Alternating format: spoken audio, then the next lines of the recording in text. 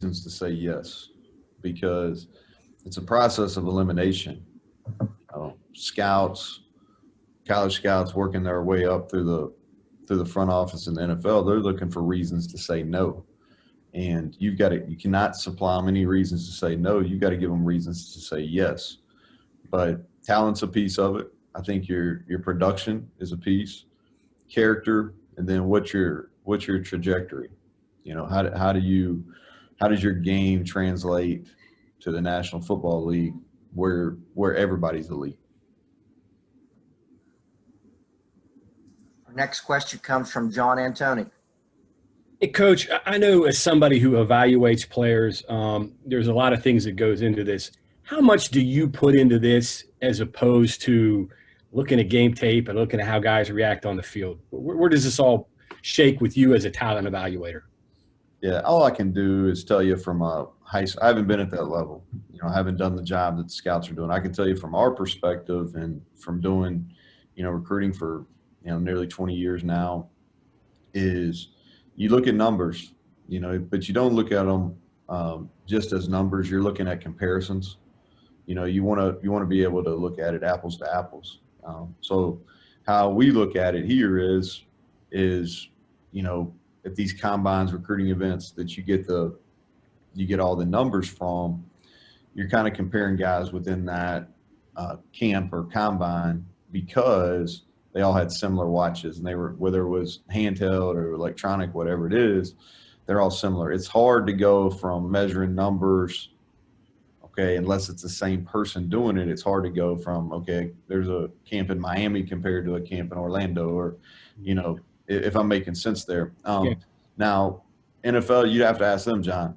I think my assumption is that the tape still matters the most, but these pro days do have merit, or they wouldn't do them. Just say, Coach, workout warriors can make you a lot of money. They can, yeah. I think that, I think this day helps you. It could potentially hurt. I think a lot of it goes into the date has been set for a while, and when you finish your season, not just for our guys, but in general across college football, they know they're going to have their pro days some point during March or April. And so those guys are working, so I think for the scouts, and again, I'm assuming, okay, which is dangerous because I haven't worn that. But my assumption is a big part of these pro days is how did you prepare for that day, for this opportunity? Last thing for me, do you coach them up a little bit and say, hey, this is what they're looking for, or do you just let them go on their own? How do you approach that with your guys? Yeah, we have open discussions. If there's questions that I'm getting from repeated teams, I'll share that with our players. I'll say, hey, this is a point that you need to understand. This is where they have questions about you. These are their concerns. Definitely share that. If there's something that's really positive, I definitely do that as well. Harley Nevis. Coach, you just alluded to the training. I know Darius and Tony were the only ones officially invited to the quote-unquote combine. How have both of them transformed their bodies since you last seen them? Because I know they've been in a training regimen. Yeah.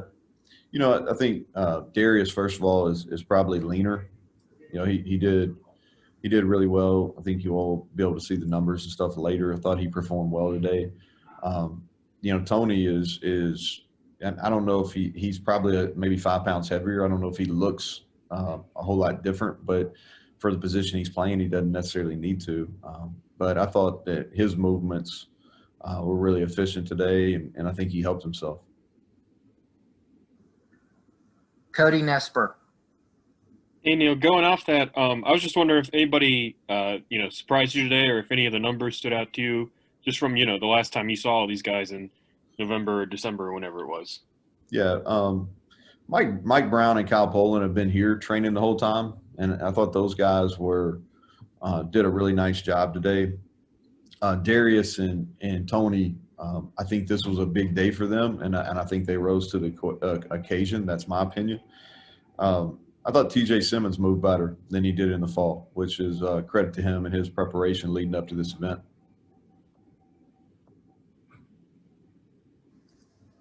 Chris Anderson. Coach, obviously a lot of NFL guys there today watching what's going on, but can you kind of walk us through the whole year? I mean, the NFL guys and scouts, they don't just show up today. How are they interacting with you in this program coming around, say, during a normal year and all that? Yeah. You're asking about a normal year, not necessarily the last calendar year, Chris. Right. Yeah. Yeah. We're open access here. They have full access. They can come to every one of our practices. We have space in the new facility that'll be dedicated just for NFL scouts. So we're an open book. We give them access. I think that's the way it should be. We talk about being players first. Well, I think you have to live that. One way we live it is to give access to not only NFL but CFL as well. They're coming in here to evaluate our guys, and so that's how we handle it. But it's a full year. And if you're a top prospect, it's probably a little bit longer. It's longer than that, maybe a 2-year process, and there's so many things that go into it. And they do. I mean, it's a $1 billion business in the NFL. And so, when they're making huge investments in people, which is their greatest resource, they're going to do every bit of research necessary. And that's something we try to educate our players on is everything you do matters. We say it to them a lot. It all matters. And people are paying attention. And so I hopefully that answered your question. Kalen Jones from The Ringer. Coach, you just touched on it, obviously what the process is like during a regular year, but I guess like without the camps and without the workouts and the combine, what are your interactions like in regards to pitching your prospects to these NFL scouts and coaches in the middle of the pandemic? Yeah, I try not to pitch them, period. Kalen, honestly, I think that there's got to be a trust factor there between the NFL front offices and our program or me individually. So we try to deliver facts, or if they ask opinion-based questions, I'll try to give fair opinions. Obviously, they ask the questions knowing that I have strong personal feelings because they played here, they're West Virginia guys, or when we had the opportunity to coach them. So I think they ask those questions fully knowing that, we're going to solicit most of the time a positive answer.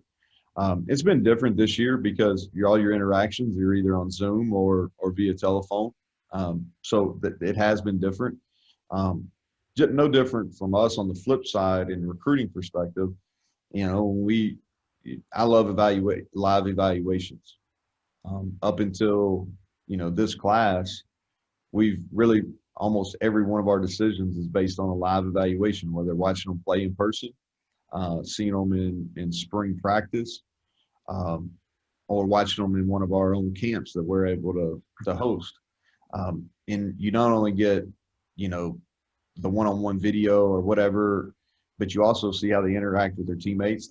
How do they take coaching? What does their response look like? Those are all things that are really, really important. And we haven't been able to have those as college recruiters. And I think on the flip side, the NFL hasn't been able to have that.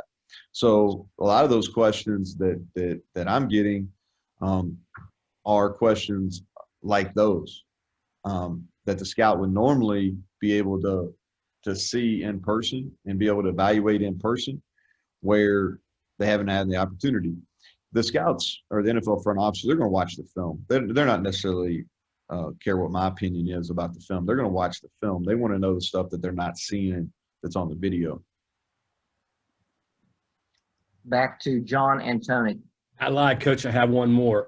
Just popped in my head. How has this been different than a normal year? And I would assume that NFL people are just eager for any information, data points they can get right now, since you played such a limited season, had such limited access. Yeah, they want information. I think everybody wants data points. Everybody wants to be able to make comparisons. And so really through this process, I may have gotten more questions about teams we played, their players, maybe their top prospects than normal. And I think that's probably normal across college football because, again, people are trying to get data points because they didn't have the opportunity to get into practices. Now, scouts were still still at several games. So they were able to be at games, but just not the practice access they normally would. Greg Hunter. So Neal, what about specifically Darius and Tony in terms of what people ask you? I assume they're probably guys that have to play slightly different positions in the NFL than how you use them as, you know, a nose and a mic. So is that sort of something the NFL people are trying to figure out, is exactly where they can play? No, again, Greg, they're not the NFL personnel is not necessarily asking my thoughts on what position they can play and all those, because they're generating their own thoughts and opinions based on what they need at their respective organization. They're asking questions about how they handle certain things. You know, one with Tony that we get a lot is how did he come into our program at a late date, and what type of teammate was he? How did he assimilate to the group? All those are the type of questions. A lot of questions about Darius playing the bowl game. That was really a positive in the eyes of the NFL, just because that showed a strong allegiance. You know, something that from a teammate's perspective that they respected. But as far as, you know, I think it's, you know, everybody's different. Every organization's different, but you just don't get a whole lot of football type questions because the video really speaks for itself. Or if they get live evaluations where they're at a game in person or they're here at practice, they're able to generate their own thoughts, and they know their needs a lot better than I know their needs. Questions for Coach Brown, please use the raised hand feature. Coach, our next question comes from Cody Nesper. Neal, I'm just wondering, you know, in the kind of big picture sort of thing, what does, you know, days like this and players like Tony and Darius, what does that mean for your program, just, you know, in terms of perception, you know, how you're viewed nationally and things like that? Well, we want to be known as a developmental program. So I think that, you know, recruiting is a big piece. You want to recruit, but you better develop. And your long-term success is going to be determined by how you develop your players, you know, in all realms. And developing professional football players is important. You know, that's if you were to take a poll of every player in our program, you know, one of their individual football goals is going to be to play in the National Football League. And I think one of our roles of development is give them every resource and every opportunity to be able to develop into that. And so when we have guys that get combine invites or hopefully are going to be drafted players, that's a positive reflection on them individually. I think it's a positive reflection on the development processes within our program, whether it's in strength conditioning, nutrition, athletic training, on-field coaching. I think it's all, so, you know, we want to have, you know, our vision for this is to have packed houses for this pro day and have multiple combine invites, to have multiple draft picks, and hopefully you continue to do that. And if you look at it, the teams that year in, year out that have, you know, it's not the case all the time, but the guys that have high number of combine invites or high number of draft picks, those teams are usually in the mix. Back to Greg Hunter. So Neal, speaking of using those type of players, Troy had some really high-level NFL guys. How did you guys use that in recruiting? Was it effective? I assume it was, but you know, is that a big part of branding as you talk about it? Yeah, there's no doubt. You want to promote guys that have done well here. You know, I think you know, Tavon Austin is a great example of somebody that we really promote here. You know, he's arguably one of the most exciting college football players of all time. You know, I would rank him extremely high. I know that was a point of discussion on Twitter not too long ago, but I mean, his highlight tape still resonates with the guys that we're recruiting now. And obviously a first-round draft pick and continues to play in the National Football League. So that's an example of somebody we're here. Bruce Irvin is a guy, you know, that we use sometimes from a transfer standpoint, of a guy that came in here and was developed and obviously left and has been extremely successful. So, yeah, you want to use guys like that as an example. But in the same realm now, you know, we also, guys that went professional in something else, we promote them too, and try to do a really good job of on the front end talking about our alumni that came through that are now extremely successful and whether it's business, education, whatever they chose to do. So we promoted on both ends. We for sure do it. Troy, we had a really successful run there. You know, we had at one time DeMarcus Ware and OCU Manora were right at the top of the NFL in sacks. I think we had the highest number of group of 5 NFL players there for a long time. So we definitely, you know, it's basically we pushed at that location is you can come there and accomplish anything, regardless of the town size, you know, level of football. You can be whoever you want to be, and so that's kind of how we push it there. Gonzalo from No Huddle, Argentina.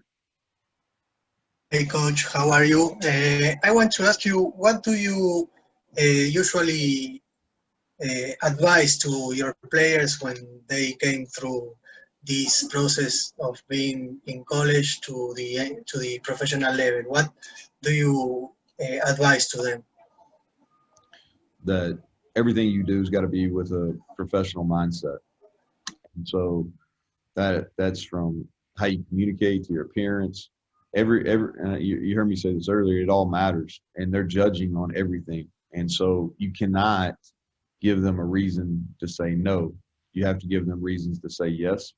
And that's how we do it. And we also emphasize this. This isn't a deal where you get ready for the NFL in 3 months. You know, like Darius has just walked in here. I think he's coming on right after me, and he's a prime example. This isn't his NFL, his ability to play in the NFL has been multiple years in the making. It's not just something that happens in one interview with a NFL team or a pro day or in normal times a combine day. It's multiple years in the making, and so they need to start thinking about it earlier rather than later.